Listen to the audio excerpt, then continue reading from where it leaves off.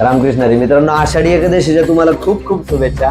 तुम्ही जसं पाहिलं की कालपर्यंत पंढरपूरपर्यंत आपल्या पालख्या पोहोचलेल्या आहेत. आयुष्याचं पण तसंच आहे मित्रांनो. जसं आळंदीपासून हा पंढरपूर पर्यंतचा जो प्रवास पाहिला, तसंच आपल्या आयुष्यात आपण आयुष्याचा जो प्रवास आहे, ही एक वारी चाललेली आहे. आपल्या श्वासांची एक वारी चाललेली आहे. आपल्या बिझनेसची पण एक मित्रांनो वारी चाललेली आहे. मग आपले हे सगळे त्यामध्ये कष्ट असतील किंवा ही सगळी आपण जे काय दैनंदिन आयुष्यात जी भक्ती मार्ग असेल किंवा कर्म मार्ग असेल, योग मार्ग असेल, हा सगळा आपण पार पडत असतो.